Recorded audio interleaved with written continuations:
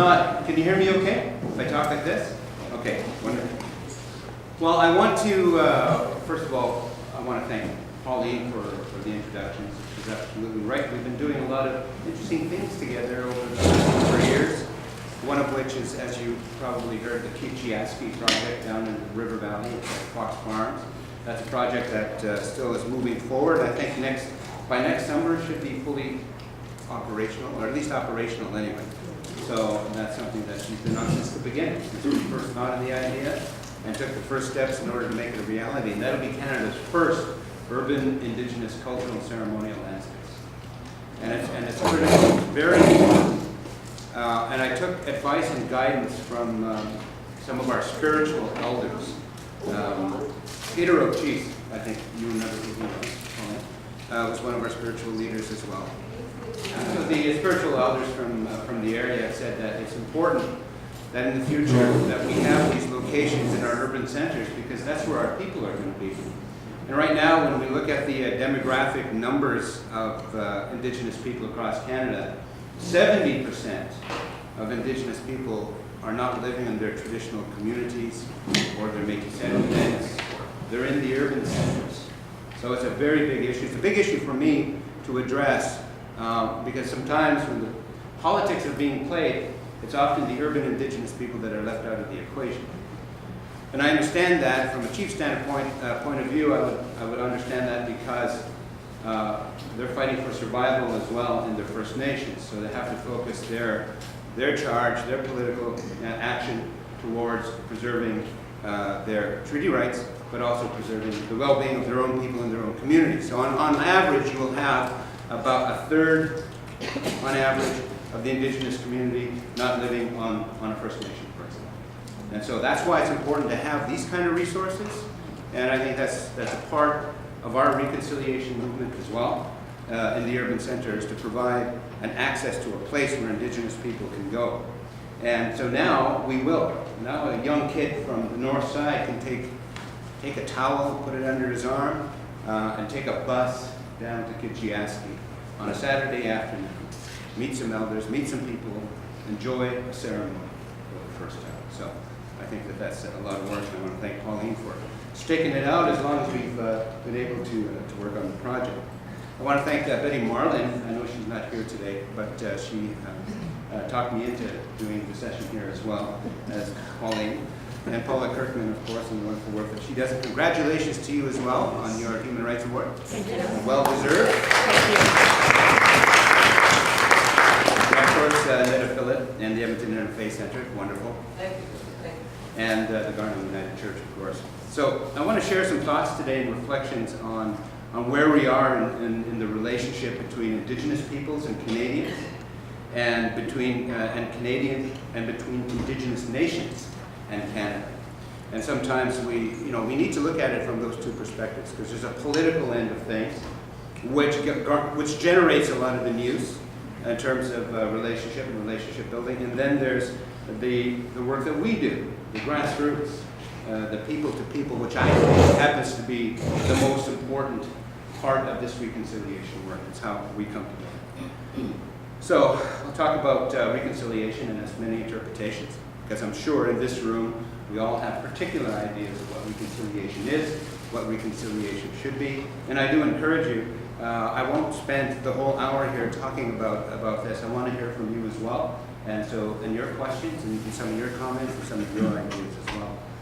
But I had an interesting word that I put in. It's called repatriation. Repatriation is one of the three R's. So we have reconciliation, repatriation, and relationship. Repatriation, I was struggling between the word repatriation and restitution. And so I favored reparation. I see them as both valuable, but they almost mean the same thing. But when we talk about restitution, that means that either a crime or a great offense has been committed, and then there's reparations to be done for it. Or restitution kind of covers, I think, a little bit more narrower of a definition than I think repatriation does. Because repatriation, okay, going back to restitution, restitution implies that there's a violator and a violator, right? And so I think that doesn't do really well in trying to work towards restitution. Because I think when we use reconciliation, because if you start off with a perspective of someone's guilty or someone has created a crime and it's not the Indigenous people, then it leaves the finger pointing at the other part of our society, which I don't think is inherently fair. Something went wrong, definitely. Politics are involved, definitely. But I chose reparation because reparation means that you are being having a decision or something given back to repair a relationship. And reparation also means that the individual or an individual can return to something. So it's about returning. So in reparation then becomes a more important word for me than restitution does. But believe me, I thought long and hard about these two words because I have some of my more radical friends who would say, no, it's restitution. They got to pay for what they did to us. You know. I said, no, it's reparation because we also have to repair ourselves. We have to return to our culture and our ceremonies to help us to become better people. And of course, the relationship in Canada and how we see ourselves. So, and I think that as we're moving through this age of reconciliation, I think we're going to come out with another way of seeing ourselves as Canadian. And I think that's the true and the most powerful gift that we will have once we've fully embarked on this journey. So, welcome to the age of reconciliation. It certainly is going to be a journey because if we don't first understand the past, that becomes a necessity.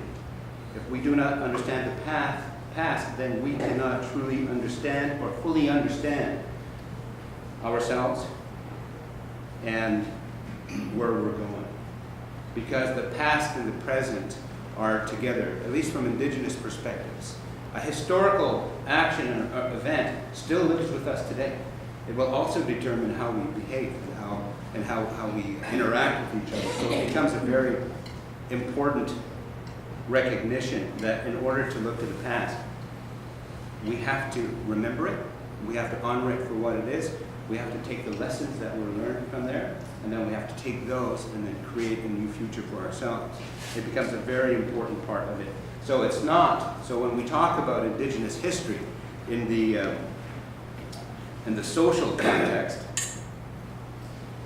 we have to recognize that it's going to shape where we're going. So when we talk about history, it's not about rubbing anybody's nose in it. Because you'll be surprised how many people do not know the history of forced assimilation in Canada. Well-educated individuals. I happen to be teaching a course at the U of A this semester called Education to 11, which is the history of Aboriginal education in a professional and teaching context. Basically, it's an Aboriginal awareness training program, not training program, but awareness program for teachers who are going to be going into First Nation schools, or be going into public schools where there's a large population of Indigenous students. It's amazing to see through their papers and their writings just how much they do not know, have never heard even of the residential schools. But within 4 years or so, I think those numbers will start to go down. But it's a fact. And even within our professional circles, we still have those that lack of knowledge and that ignorance, just simply not knowing of history and the implications it has on Indigenous people and the implications that it's had on our community. So when we look back at what preceded this age of reconciliation, the age of assimilation, I guess you could say. Roughly around 1812, there was the birth of two things. The birth of Canada, and then the birth of the Indian problem. Because at that time, the relationship between Indigenous people and Canadians, up to that point, had been one of of reciprocity. There was relevance to the relationship. For over 200 years prior to that, Indigenous people have been carrying out the wealth and the materials and raw materials out from the wilderness into the European sphere. So it was a real relationship that was required and necessary. So it was also based on early forms of treaty and relationship building. So there was a mutuality. I wouldn't say perfection, but there was a mutuality that was more respectful in terms of the relevancy of all the people involved. So 1812 rolls around. Canada suddenly presents itself to the world as a viable nation, a viable political nation-state entity. It also realized, well, we don't need these alliances anymore with Indigenous people, so we become irrelevant in that sense. So then the question becomes, what are we going to do with Indigenous people? So just to kind of fast track to about the 1840s, there's a number of major political things that happen. Legislation starts to be created. Studies to this question, what are we going to do with Indigenous people, becomes the question. So one particular document in 1841, Dr. Herman Merivale, he was a professor of political economy at Oxford, and the undersecretary of the state for the Canadian colonies, believed that it was essential to, quote, civilize the Indian population, and he developed 4 policy alternatives for the Crown to address that question. First recommendation, extermination by death or enfranchisement. Second, slavery. Third, insulation, creating reserves, isolating Indigenous people to the hinterlands. And 4, assimilation. They tried a bit of the insulation thing, and they thought, well, the noble savage is going to die out, so we might as well just put them in nature where they like it, and leave them be, and they won't become a problem anymore. Well, the fact is, when you put Indigenous people in nature, they tend to do really well. They know how to live off the land, they know how to produce what their needs are, they know the ceremonies, they become very strong. So that didn't work out very well, so the 4th choice, of course, was assimilation. Death wasn't something that the government at the time really wanted to pursue. They didn't see the relevance of that either, but it was on the table. So assimilation then becomes the choice, the direction. So from there on, for the next 165 years, forced assimilation was really a brutal policy strategy on Indigenous people, but it became the new normal. How are we going to address the Indigenous question? How can we utilize our tactics to dispossess and collect wealth? Now, there has been arguments made, and I've heard this by very educated people, that assimilation, particularly when we look at residential schools, was a good idea gone bad. If I ever hear that again, or let me say this, if I had a nickel for every time I heard that, it wasn't. It was a clear-cut decision, a clear-cut way of how they can move Indigenous people off or disconnect them legally, politically, and financially from their wealth and their well-being, and to transition that into wealth and well-being for the newcomers. That is dispossession. And the strategy of dispossession is still a strategy. When we look at all these things that we're being surrounded by, the underlying question is always economics. Who's going to control what? So it is a strategy of dispossession and wealth. And that's what underlies a lot of these policies. Racism is a tool. We can even look back to about 1740s, 100 years before this, when the concepts of racism were actually created. It was a construct to divide people in order to have more and exercise control over people by elite classes. It has nothing to do really on the surface of, underneath it, I should say. On the surface, it's all about color separation, skin color separation. Underneath, though, it's all about acquiring and controlling wealth. So the primary strategies within the dispossession, first thing is communications, mobility, women, and children. So those are the strategic efforts that were made to remove Indigenous people from their own identity and from their own land and their own resources.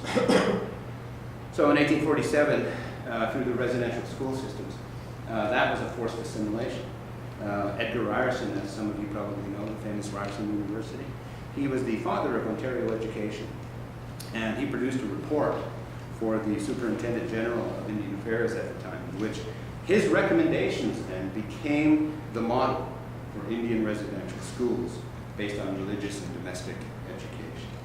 And he said, and I'll quote what he said, "There is a need to raise the Indians to the level of the whites and take control of land out of Indians' hands."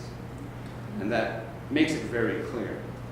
So, for the next 165 years, we're seeing over 150,000, these are conservative numbers, of Indigenous children who attended the residential schools. And that's, like I said, a conservative number. We saw the loss of language and culture, creating identity, dissonance, relationship and loss in terms of family dynamics, to the point where when children would return for summer to their First Nations, people would say, "Who are these kids? We don't know who they are.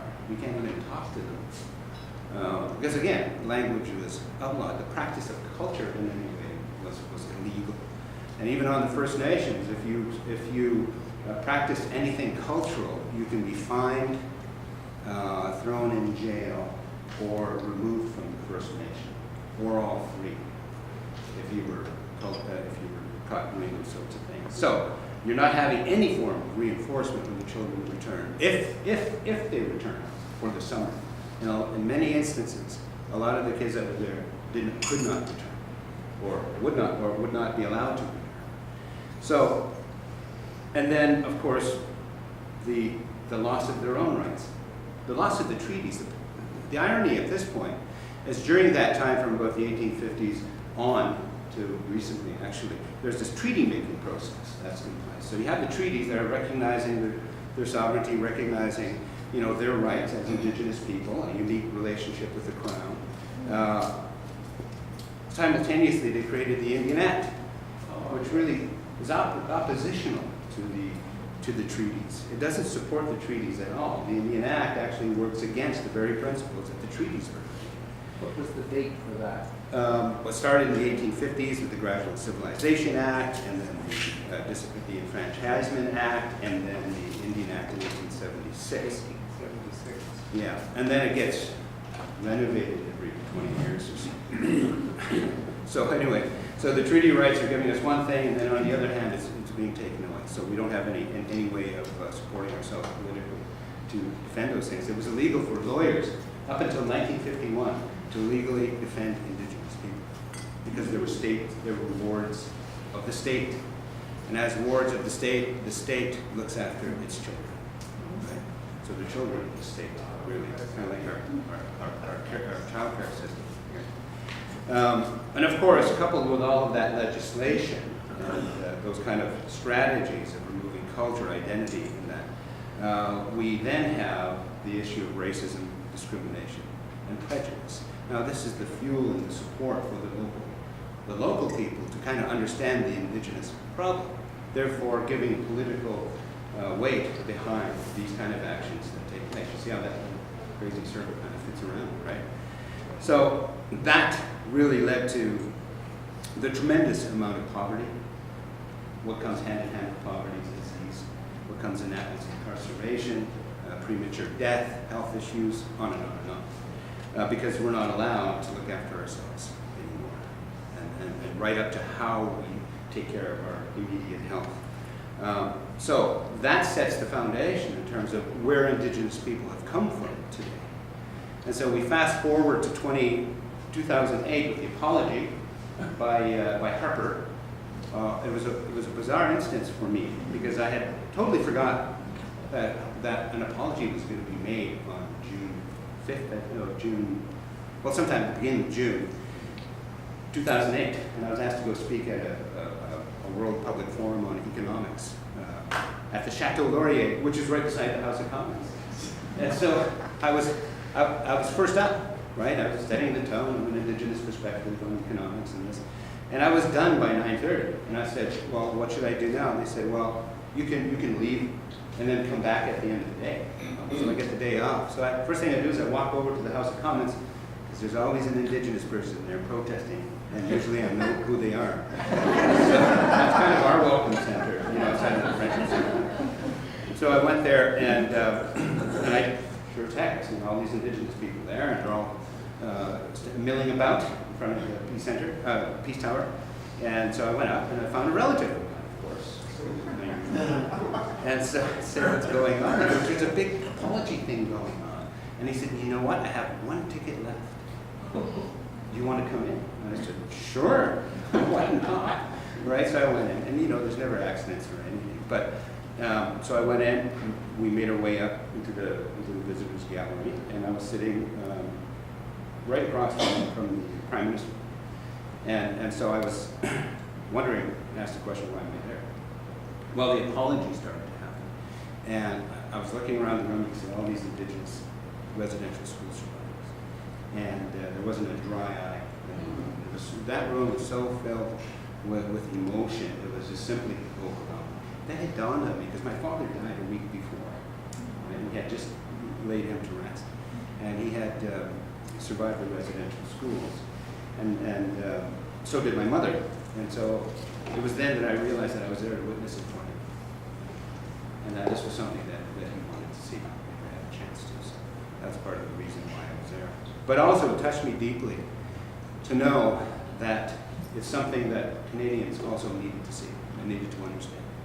And so that became then part of my mission in life, to help understand and educate and learn across cultural divides so that we can have better relationships. So the apology was called the formation of the TRC, and then eventually now we have the 94 calls to action, which is a whole other discussion on itself, which is really interesting. But reconciliation in its basic definition means return to harmony. And we have to see reconciliation not as a destination, but as a journey. Because we always have to set that horizon broad enough to allow us to take other pathways, side trips, explorations as we move forward. And that we're always aiming to have harmony in our sides. To return to harmony, part of the counter arguments is that harmony didn't exist in the first place for Indigenous people, so what are we returning to? And that's a legitimate question, right, from the experience from many Indigenous nations. So it can be a little bit tricky that way. But that's an opinion. So the destination then becomes about healing the relationships that we've had as Canadians amongst each other. But it's also about healing our nations as Indigenous people and our communities and healing ourselves. It's a long road to recovering from trauma, you know, and then reconciliation is more than just saying, I'm sorry.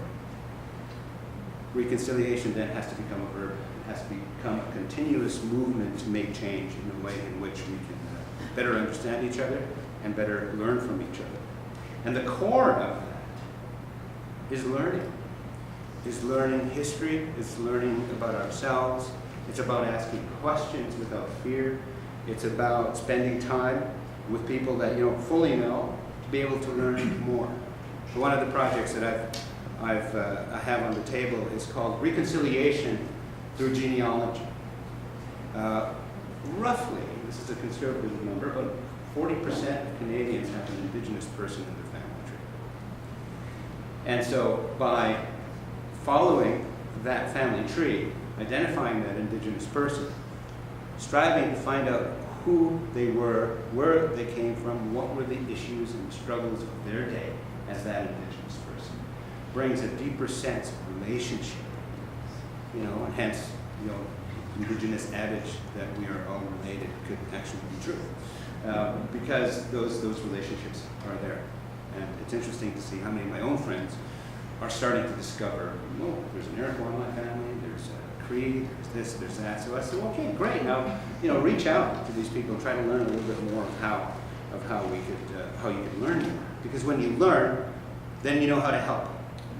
When you learn, you know how to act, you know how to behave. Of course, none of this is perfection, but it's the effort trying to understand it. So Canadians then need to become more versed in understanding Indigenous issues and struggles, and joining in that support as well, and asking the questions that you need to ask in order to understand the issue. One of my mentors was Elijah Harper, and when the first announcement of the TRC and the the whole commission and what it was going to do, I'd asked him what he thought about it. You know, do you think this reconciliation thing is really something that we should pursue? He said, absolutely.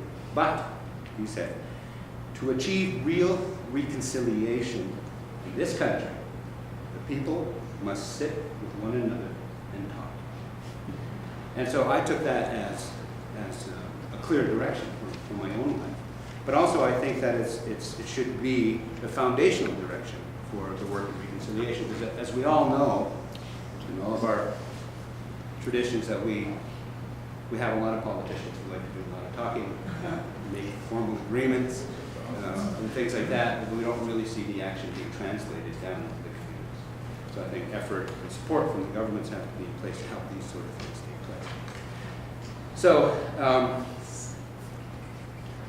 So Elijah really provided me with a very strong sense of where we should be going in this.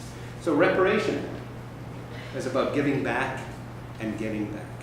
But it isn't the act of you giving me something, but it's the act of you giving yourself something, me giving you something, you giving me something, and me giving myself something.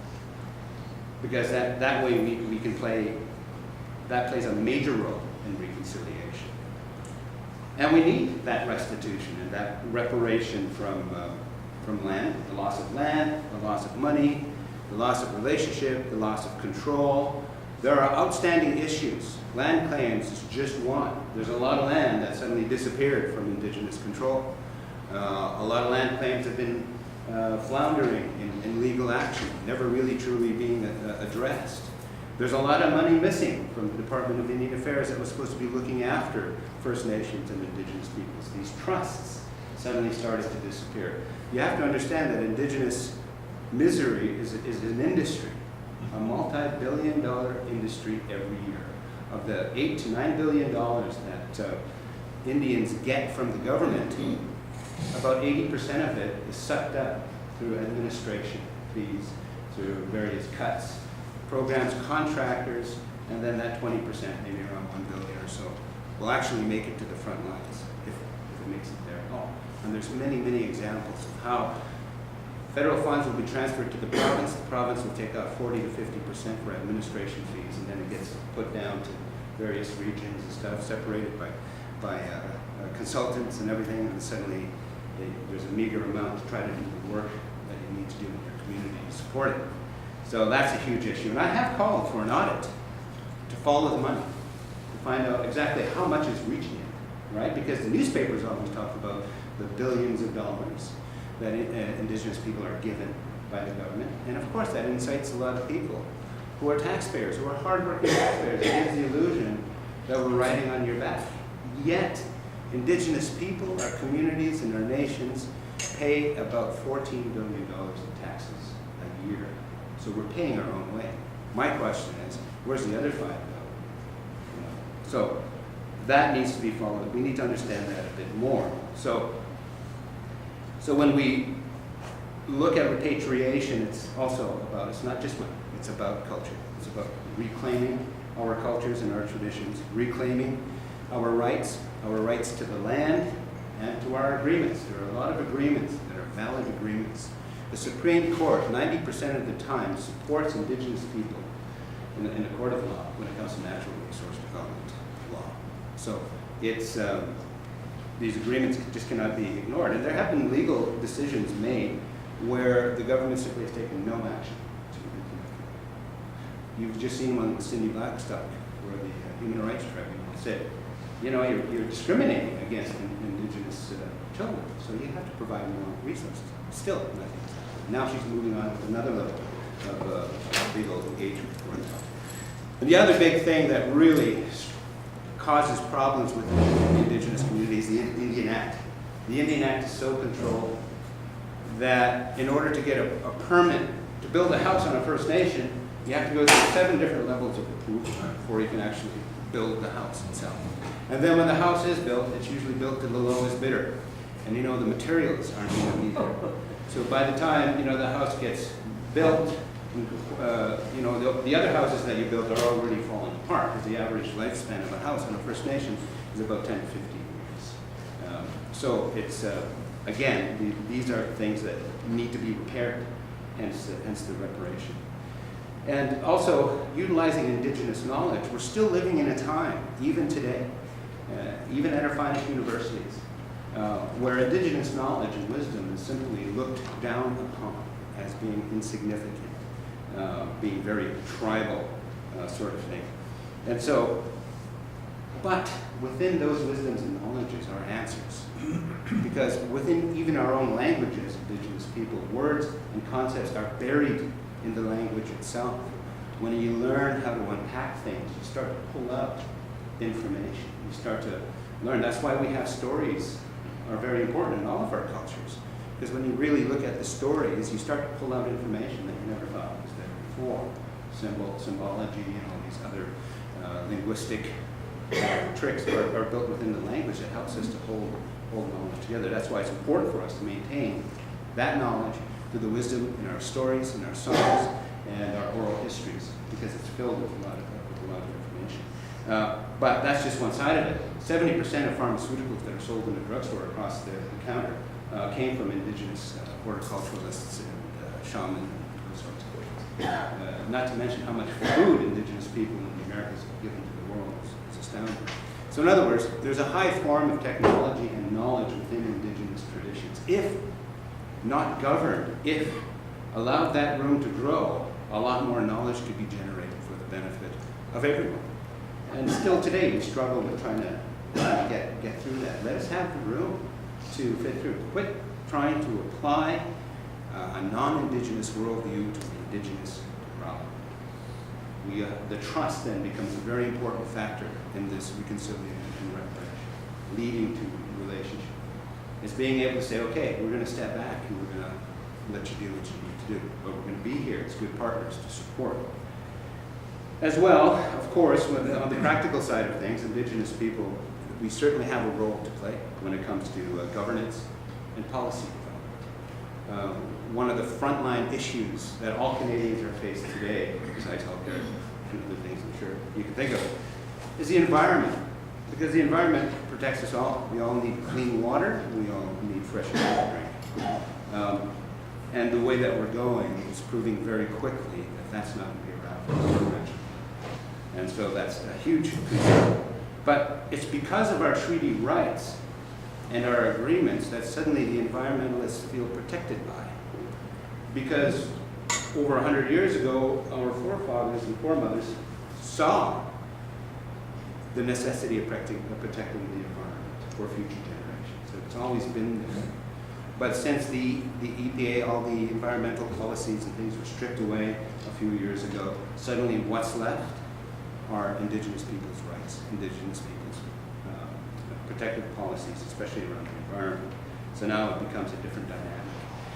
These treaty rights are actually not just for our benefit. When fully implemented, it benefits many other people as well. So that's another lesson that we have to learn from that as well.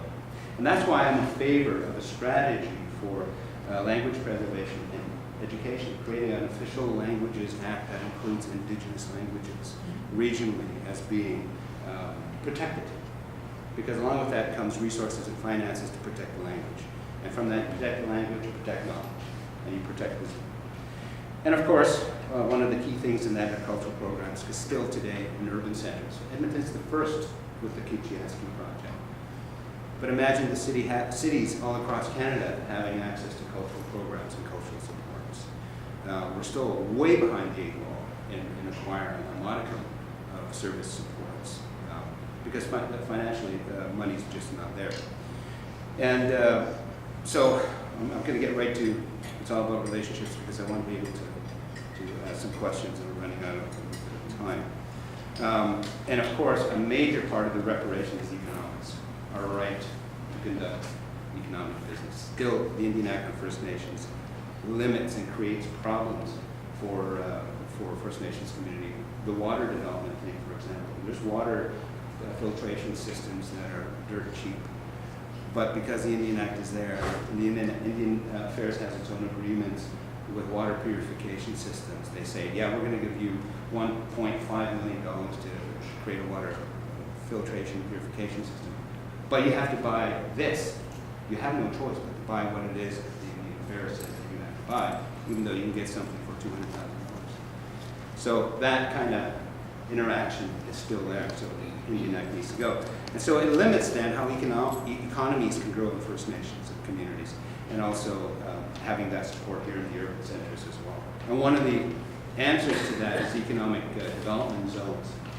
They also call them urban reserves, where you can partner with non-Indigenous people in a business structure and create things that are going to be cheaper and more competitive to sell in the markets because of the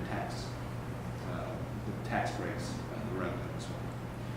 So we're going to struggle for a while as Indigenous people in terms of reclaiming that economic self-sufficiency, but also as we regain our political rights, we're also going to bump into each other as Indigenous people. Some of you probably have heard of the decision with the Métis to be treated as Indians. Treated like treated like Indians is what that means. So they're in the process now of figuring out just exactly what that means and what would a treaty with the Métis people look like, that sort of thing. And already through just that, there's already a bit of pressure between the First Nations and the Métis about, well, you're not going to be claiming our land. Those are our resources, so there's going to be struggle there. But that's in the future, so we can expect that sort of thing to happen. But if we're left to our own devices, we can find a way to address those issues and do it in the proper culturally appropriate way. So the key to all of this, the key to relationships, is through dialogue and education. And we have to do it amongst ourselves. I think that's the most important thing, having these kind of dialogues, not only in religious environments or spiritual environments, but also within our educational institutions and our business environments as well. These conversations need to take place because it's generational work. But I believe that it will be the people, us, who really lead the way, because if we support this sort of thing, it'll force our leaders to support what the people want. Because what I've learned in my limited amount of political interaction is that when the people speak with one voice, it tends that the leaders follow. And so by doing more of these sort of exchanges and interactions, it's a way that people say, this is what we want, and this is what we need to see more of. But also we need to be vigilant. We need to be vigilant and united and supporting each other. That means we also have to ask the hard questions about our own behavior. And I know that as an Indigenous community leader, I have to ask the hard questions of my own behavior. Let's not use reconciliation or building the future on guilt, because you cannot build a relationship on guilt, because it'll only lead to resentment, and then we're not going to be any further along than we have been before. But we also have to avoid neo-colonization. Again, there is a desire by people to assume, this room accepted, of course, to say, well, we know how to work this better. We have our answers. This is how it should be, and I'm doing it for your own good. Those kind of efforts, I call that, people who do that, I call our contractors to the good intentions people company. The main job they got. So we have to make sure that we are aware that we're not falling back into that trap of doing what's best for them. And also reaching out. We have to continuously reach out, not only from non-Indigenous Canadians to Indigenous Canadians, but from Indigenous Canadians to non-Indigenous Canadians. And one of the big things that I try to promote in my community is go over to the Korean Cultural Center, do a cultural exchange program. Let their youth come over here, let's go over to there, or to the Somali African communities. Because when it comes down to it, we all have a very similar experience in one way or another. Historically, we can look back to oppression, genocide, all kinds of different things that have affected us all. And I think in there, when we start to understand these historical realities, we start to understand each other a lot better. A lot better, not bitter. It's like building a garden. So we have to engage in a project that brings the Indigenous participants together with the non-Indigenous participants to do something. Because you can't expect reconciliation through osmosis. You need action. You need to be able to do something together. Because when you do something together, you learn about each other. That's why businessmen play golf before they make any business deals, right? is because when you play golf with somebody, you really get to know who they are, how they handle stress, the masks come off, so you get to know who they are. So let's do something that can be mutually beneficial together. So ultimately, if we look to any possibilities of what we can see in the future, I always go back to this simple teaching that the name of our country, Canada, comes from the Indigenous word kanatan, which means a clean and sacred place, a clean, pure, sacred place, right? When it's shortened to a verb, when it's shortened to kanata, it becomes a verb. It means to make clean, pure, sacred. And in order to achieve that level, that idea, that concept, we have to ensure that our relationships are in order first. My relationship with you, your relationship with me, between our communities, amongst our nations, also with the environment, with our ancestors who've moved on to the cosmos, the great mystery. All these relationships need to be in order, and it's something that we have to maintain all the time. We have to be vigilant about maintaining.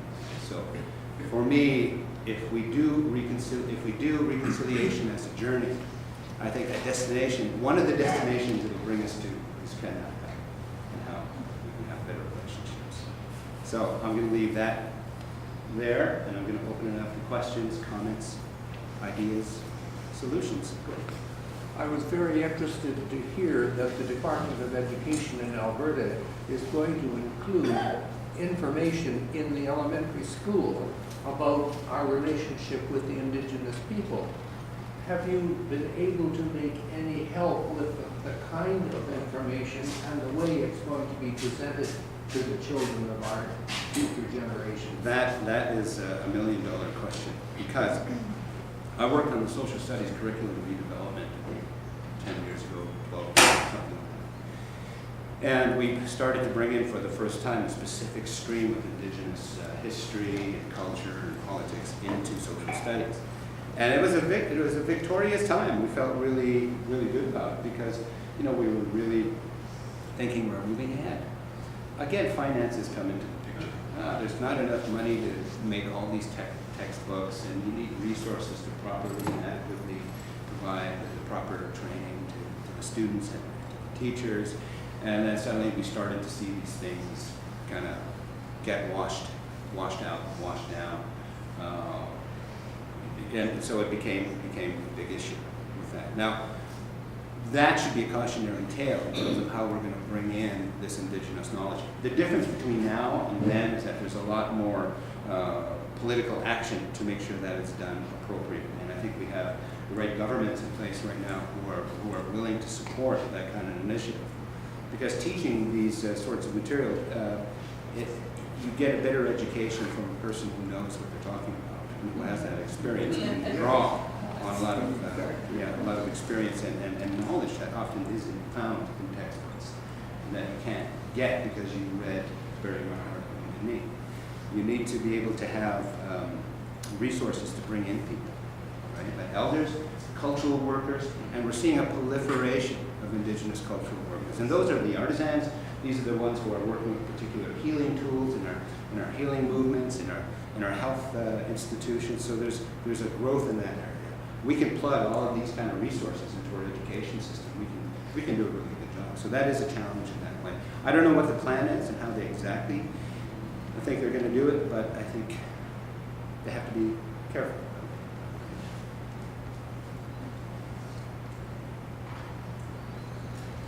Hi, Dennis. I just find it so inspiring to listen to you talk, and I wanted to add my congratulations on your recent honorary doctorate from the UMA. I'm a retired elementary school teacher, and so I know I was still teaching when we did introduce segments of Indigenous communities into the social studies curriculum. Yeah. And I think it was a start, but for sure we do need to rely more on resources from Indigenous people to make it authentic. Well, absolutely. And I think whatever is good for Indigenous people is good for Canadians. Because if you start changing things for Indigenous people that becomes more relationship focused and oriented, suddenly you're changing your whole school system to be more relationship focused and oriented. So it benefits everyone. So that, I think, is one of, again, those hidden gifts that could be out there. I also wanted to ask you about Standing Rock. Yes. And how the veterans who arrived engaged in a ceremony to apologize. Yes. And then the elders reciprocated with forgiveness. Yes. And I know you're talking about reparation as opposed to restitution, but do you think there is a role for those kinds of ceremonies in our reconciliation journey, where we have sort of that formal apology, room, space for that? I think when you practice ceremony of any form, it's always worth the investment, because you're opening up that greater connection to the great mystery God, or whatever you want to call it. And I think that it's a very important part of the reconciliation effort.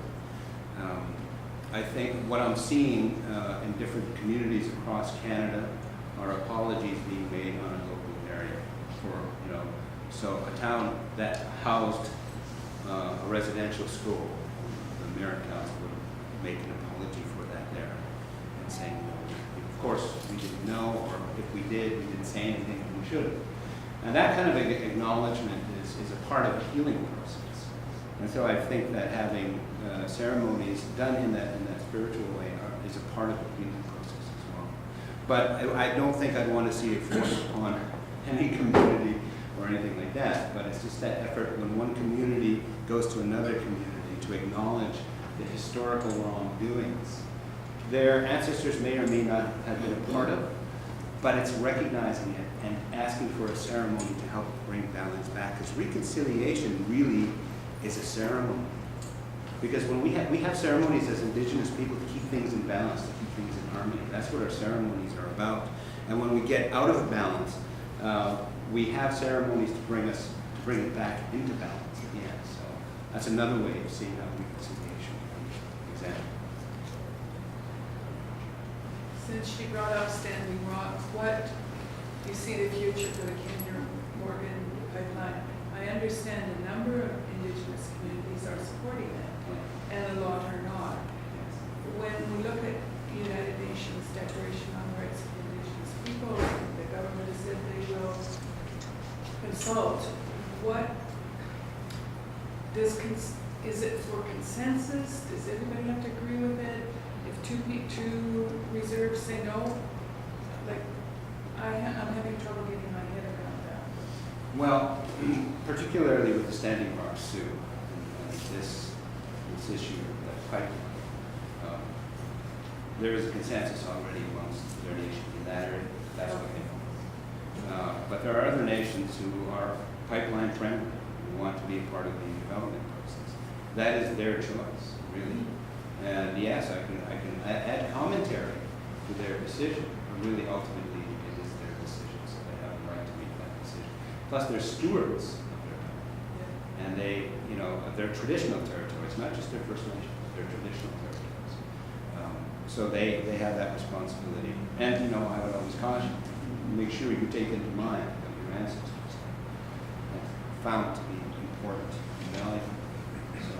So what do you see for the future? I think we're going to see more. We're going to see more standing rocks. Yeah. That I'm pretty sure, especially when we have pipelines being forced without proper consultation and participation. And then you have a change of ideological leaders in the United States. The United States wants more oil pipelines. It tends to get more pipeline, and so that's going to create a lot more stress. Well, I'm talking the Canadian one. Yeah, well, Kinder Morgan, yes, yeah. Well, that one too. There's already protests at the other end. I know. Yeah, so that's And why. some have agreed and some haven't. That's So right. Yeah. what do you see for reconciliation? How do you see that resolving in a very respectful and honoring our commitments? Well, you have to commit to a thorough, meaningful consultation process, and where you have to value the other party's decision. If it's no, it's no. It's through conversation, it's through dialogue, and intense dialogue is where you really get to understand what the problems are, but also what the solution can be. And maybe it's not building, But you don't know that if you don't engage in that sort of meaningful consultation process. I've always advocated for this government, for other governments, is that if you want to consult with Indigenous people, throw away your books on how to consult with Indigenous people. Go to the Indigenous people and say, how would you like us to consult with you? And ask them to design the process. Because inherently they'll be fair. Indigenous people only want what is fair and what is responsive. Of course, some don't, but the majority traditionally do, right? And so they will create a process that they feel is going to pull them into the dialogue and discussions to address the issue. So having Trudeau go to the First Nations Council didn't help, or it did? No, it didn't. That was more when he was at the Special Chiefs meeting. That was more of something that he had to do. He was expected of, and then his relationship building effort. But he's already made his commitment to advancing these pipelines as something that he's committed to. So it's gonna cause serious conversation. But I think done in the right way, we can come away with a solution where people will be satisfied with it. Because even though there's a push for oil pipelines, there's a dwindling reliance on oil. So, give us 10, 15 years, we might not need those pipelines at all. So, that will take care of itself. Well, thank you, Louis, for speaking to me in English. English was my weakest subject in high school, and I have English ancestors. Okay, good. But thank you for learning to speak in English. Thanks for me. And tell me, please, are there any high schools on reserves in Alberta? Are there? Oh, yeah. There's, I don't know how many. There's hundreds. There are hundreds of reserves, but are there... No, hundreds of schools across Canada. On First High Nations. schools included? I don't know what the breakdown is, but I know primary and secondary.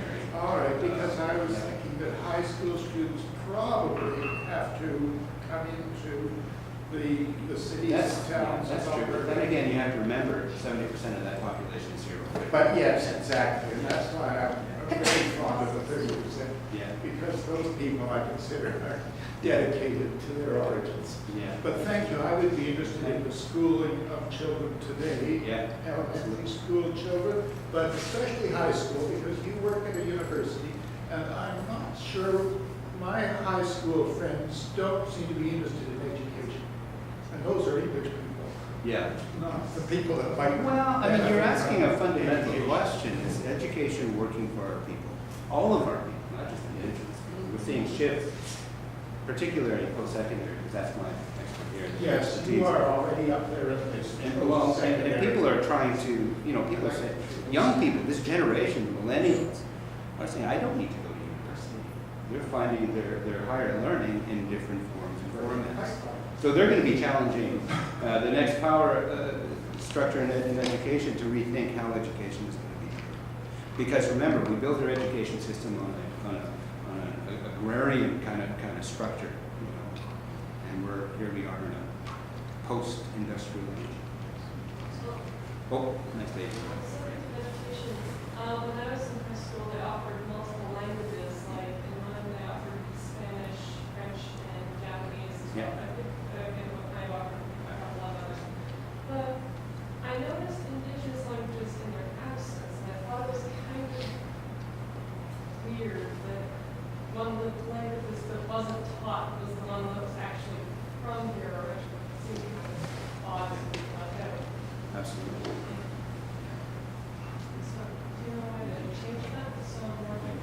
Well, again, it's a demand thing as well. There's about 67,000 Indigenous people in the city of Edmonton, in the geographical borders. That's big. There's 100,000 within an hour driving distance here. So it's big. We have the largest urban Indigenous population in Canada. But do they all share the same? They don't share the same language. However, like you have the Nakota, which are just right on the west side of the First Nation, speaking Nakota. They want to learn Nakota. They've been forced to speak Cree because of the environment, but they're reclaiming their Nakota language, right?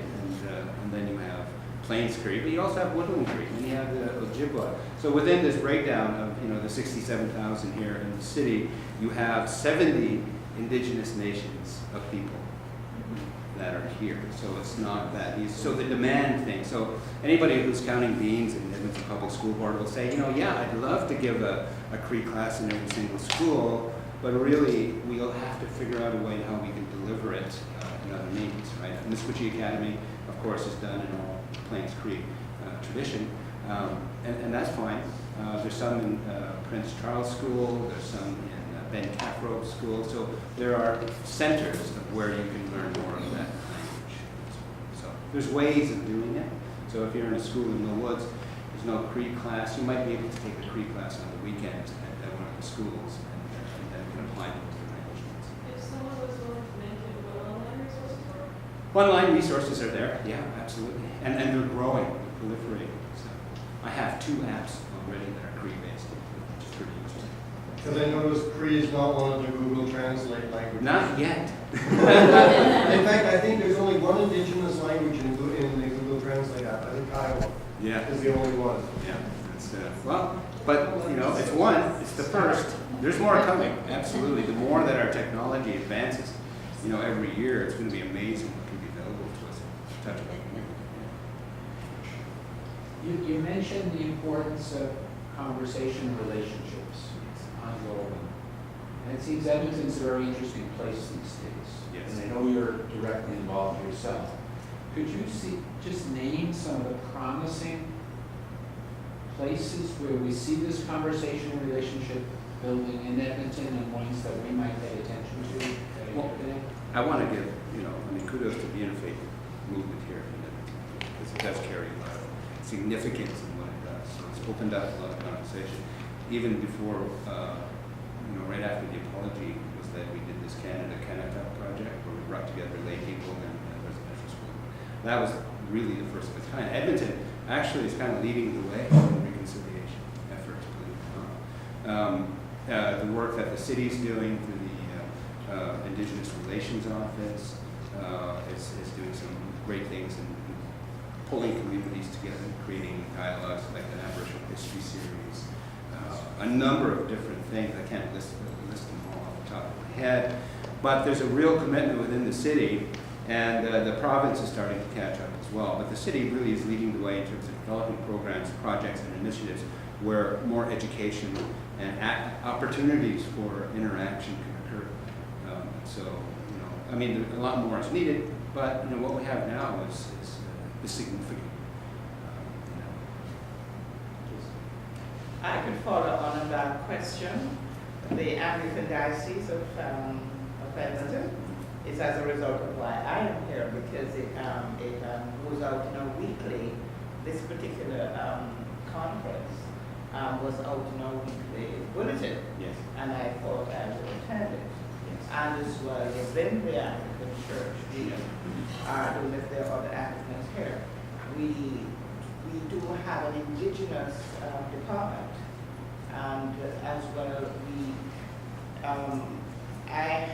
I share in Drayton Valley, which is some 1.5 to 2 hours away from here, and we did what was called then a blanket exercise, and it is an activity that I know brings this information to the fore very regularly. And at my church, I intend to do the blanket exercise sometime in February.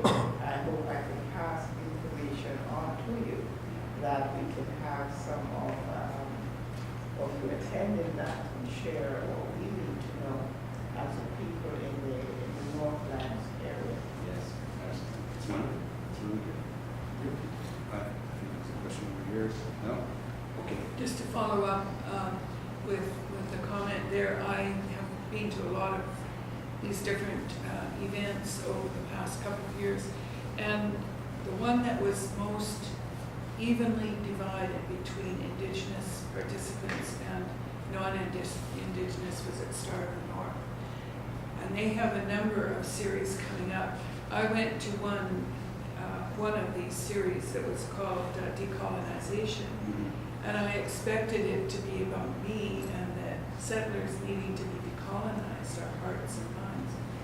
And it was Indigenous people that were speaking of their healing, Yes. like you were saying, to get rid of the ghosts of the past, to get rid of the colonization, understanding how they have been colonized, and healing from it. So that's the first one that I've been to. I come to things like this, and you're the only one of few Indigenous peoples here. But that one was a really good mix and good, honest sharing. That's right. And we need those kind of opportunities to continue more and more. I'm working with my daughter, Jackie Cardinal, with her company. She developed this project called Takawa, which in Cree means welcome, there is room, welcome. We envision a seal or like a sticker that you put on your front door of your business that would say Takawa. So Indigenous people coming by would see that and say, well, hey, they're going to be treated with respect. Their business is going to be appreciated. And if they need any help or anything, they can ask for help. And their staff are going to be trained with information so that they know how to interact. Right? So that's kind of an effort, a real thing. Because one thing, and I'm going to quote my daughter saying this, she had an insight that said, give the allies jobs. They need something to do, right? If you're going to be an ally, regardless if you're Indigenous or not, you need to know what you can do. How can I help? Something simple like that. So that's one of the things that we're looking forward with. Well, it's 1:08. I'll hand it over. I just wanted to make a comment when you were speaking, it popped into my head something I heard last year. It was a forum about peace through your faith. And the one woman had said to accomplish faith, and I think it fits right in here, is that we need to pray together, we need to eat together, and we need to hold each other's babies. Yes. That's true. I guess all good times have to come to an end sometime. So you can carry on with your questions later, but officially we can close. And this is the Interfaith calendar. And thank you so much for coming out and sharing your wisdom with us. And it's really appreciated. Thank you. All of us. And anyone who's not signed, please do sign and put your email if you want to hear from us. And this has